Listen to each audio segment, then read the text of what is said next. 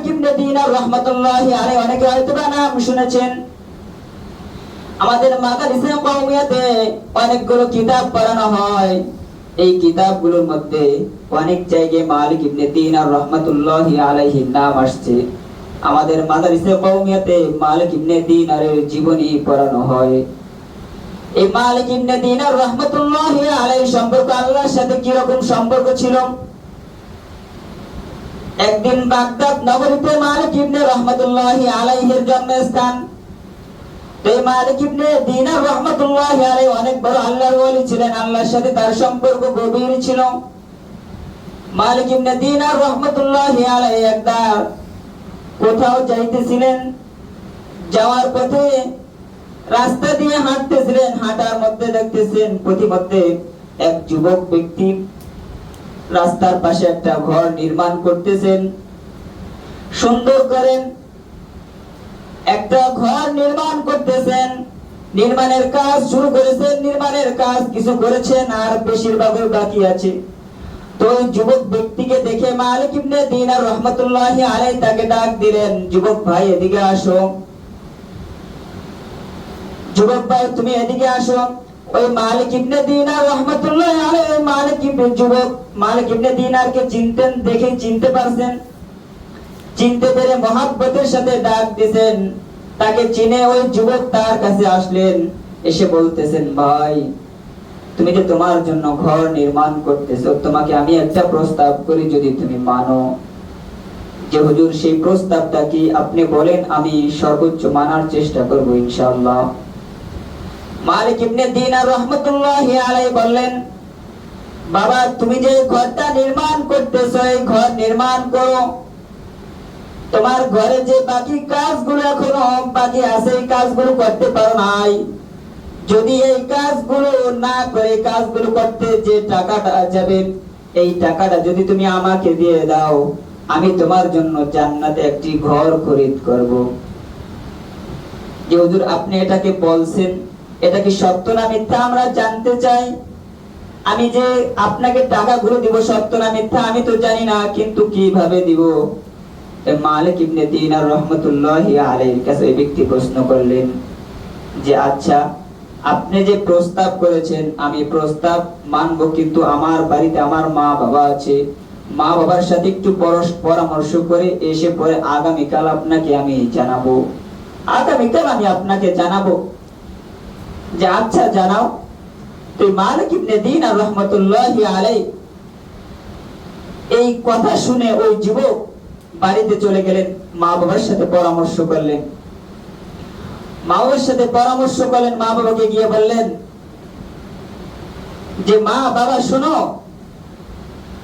আমি যে ঘর বানাইতেছি এই ঘরের পাশ দিয়ে এক হুজুর যাইতেছিল। যে হুজুর হলো মালিক ইবনে দিনার, চিনেন তো? হ্যাঁ চিনি তো। যে মালিক ইবনে দিনার আমাকে ডেকে বলল যে ঘর নির্মাণ করেছি, এই ঘরের যে টাকাগুলো আছে, যেগুলো দিয়ে নির্মাণ করেছি ভালো, আর যেই টাকাগুলো দিয়ে এখনো নির্মাণ করব কাজগুলো বাকি আছে, এই টাকাগুলো যদি তাকে আমি দিয়ে দেই তাহলে এই টাকাগুলোর বিনিময়ে নাকি সে আমাকে জান্নাতে একটা ঘর ক্রয় করে দিবে, খরিদ করে দিবে। তো কি তোর মাথা কি পাগল হয়ে গেছে বেটা? হুজুররা তো কত কথাই বলে, সবগুলো কি মানতে হয়? আছে না বর্তমানে তো এরকম কথা হয়, কিন্তু সব হুজুরের কথা তো আর একরকম না। মালিক ইবনে দিনার রাহমাতুল্লাহি আলাইহি এই কথা মা বাবাকে জানানোর পরে মা বাবা এই কথা বলল যে খবরদার কখনো হুজুরকে টাকা পয়সা দিস না, তুই তোর ঘর নির্মাণ কর। তো ওই ছেলে ওই দিন রাত্র বিছানায় শুয়ে চিন্তা করলো, গবেষণা করলো যে আসলে হুজুর তো অনেক বড় আল্লাহর ওলি, অনেক বড় পীর, আর আমাদের দেশে অনেক বড় বুজুর্গানে দিন, তাকে সবাই সম্মান করে। এত বুজুর্গ লোক তার সে কথাটা বলছে, সে তো মিথ্যা কথা বলতে পারে না। এই গবেষণার মধ্যে ঘুমের পরে তার মন পরিবর্তন হয়ে গেল, যা ঘর নির্মাণ করুন না, টাকাগুলো হুজুরকে দিয়ে দিই। এত বড় আল্লাহর ওলি মানুষ, সে বলছে হয়তোবা যদি আল্লাহ তাআলা আমাকে দিয়ে দেয়। এর পরের দিন ওই যুবক আসছে টাকাগুলো নিয়ে এসে মালিক ইবনে দিনার রাহমাতুল্লাহি আলাইহিকে তার অফিস থেকে বাহিরে ডাক দিয়েছে, হুজুর যে কে? আমি এরকম ওই যুবক। যে আচ্ছা আমি আসতেছি। তো আসছে, আসার পরে বলতেছে হুজুর আমি টাকাগুলো নিয়ে আসছি, টাকাগুলো আপনাকে দিব, কিন্তু আমার একটা শর্ত আছে। সেই শর্তটা হলো আমাকে কাগজে কলমে লিখিত দিতে হবে। যদি দিতে পারেন তাহলে আমি আপনাকে টাকাগুলো দিব। যে আচ্ছা তুমি এখানে বসো, আমি একটু আসি। তো হুজুর ঘরে গেলেন, ঘরে গিয়ে 2 রাকাত নফল নামাজ আদায় করলেন। নফল নামাজ আদায় করে আল্লাহ তাআলার কাছে জানাইলেন, আল্লাহ, আমি এই যুবককে জান্নাতের ওয়াদা দিয়েছি, বাকি জান্নাতের মালিক আমি না, জান্নাতের মালিক তুমি। যদি তুমি চাও যুবককে দিয়া দিও। তো এই নফল নামাজ পড়ে এই দাবি জানায় মালিক ইবনে দিনার রাহমাতুল্লাহ আলাইহি আসছেন। এসে ওই যুবককে একটা কাগজ কলম যুবক নিজেই নিয়ে আসছে, যে কাগজ কলমে লিখিত দেন। লিখিত দিয়েছে, হুজুরের সাইন স্বাক্ষর দিয়েছে। দেওয়ার পর টাকাগুলো দিলেন, টাকাগুলো দিয়ে যুবক চলে গেলেন। মালিক ইবনে দিনার রাহমাতুল্লাহ আলাইহি টাকাগুলোকে, কিতাবের মধ্যে আসছে, টাকাগুলোকে তিনি পুরো এলাকার মধ্যে যে সমস্ত ইয়ারা আছে, বাবারা আছে, মেয়ে বিবাহ দিতে পারে না, তাদেরকে দিয়ে দিয়েছেন। মসজিদ, যে মসজিদের কাজ ধরছে, মসজিদ করতে পারে না, মসজিদে দিয়েছেন। মাদ্রাসা চালাইতে পারে না, মাদ্রাসায় দিয়েছেন। এভাবে বিভিন্ন হালাল পন্থায় টাকাগুলো বিলায় দিয়ে দিয়েছেন, এক টাকাও নিজের জন্য রাখেন নাই। যে টাকাগুলো দেওয়ার পরে টাকাগুলো বিলায় দিয়েছেন। দেওয়ার পরে একদিন হুজুর, কিছুদিন পরে হুজুর এভাবে নফল নামাজের জন্য জায়নামাজে দাঁড়াইছেন, তাহাজ্জুদের জন্য। তো জায়নামাজে দাঁড়ানোর পরে নামাজ পড়তেছেন। এটা কিন্তু সত্য ঘটনা, এটা কিতাবে আসছে। জায়নামাজে দাঁড়াইছেন, জায়নামাজে দাঁড়ানোর পরে দেখতেছেন জায়নামাজের নিচে সেই কাগজ দেখা যায়।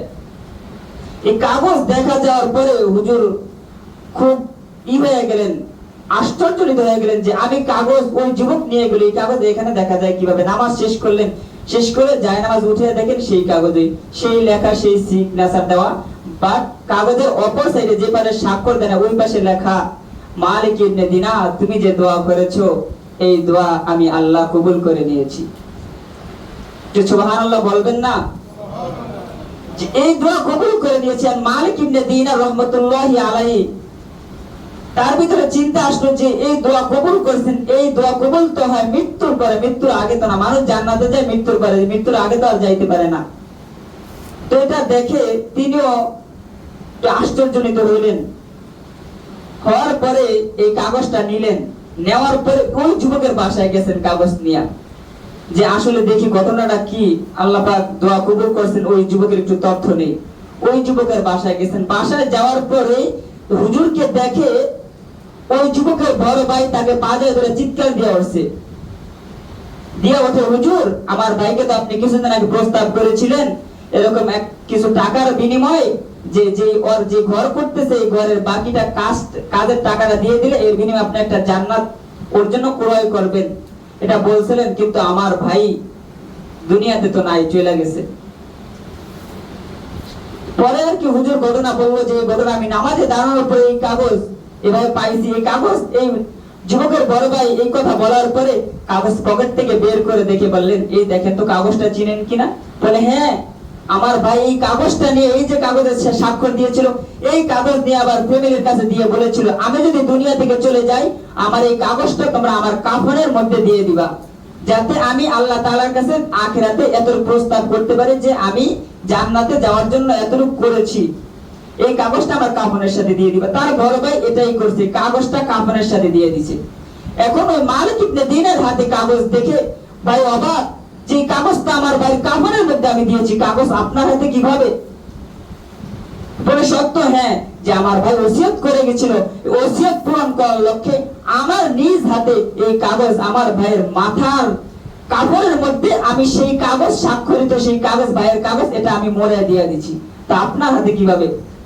পরে হুজুর বলল যে, শুনেন, এই আপনার ভাই এভাবে ঘর নির্মাণ করতেছিল, ঘর নির্মাণ করা অবস্থায় আমার মনের ভিতরে কেন জানি এই প্রশ্নটা আসছে, প্রস্তাবটা আসছে, আমি নিজেও জানি না। পরে আমি যুবককে ডাইকে এভাবে বললাম, যুবক এভাবে আমার কথা গ্রহণ করলো, গ্রহণ করেছে। বাট আমি তাকে এই কাগজটা লিখিত দিয়ে দিয়েছি। আর এই কাগজ আমি নামাজে দাঁড়িয়েছি, নামাজে দাঁড়ানোর পরে যায় নামাজের পরে দেখি।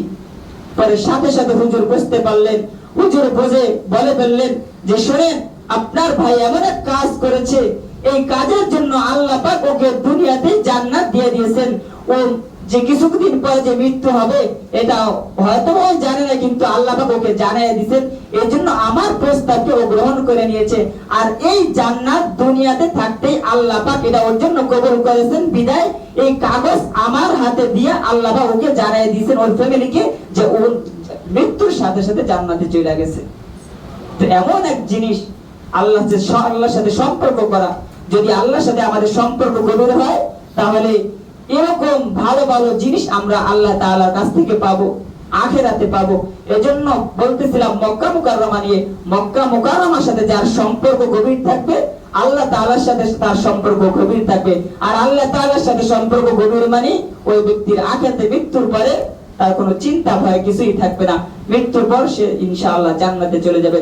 আল্লাহ পাক রব্বুল আলামিন আমাদেরকে উক্ত আলোচনা অনুযায়ী আমল করার তৌফিক দান করুক।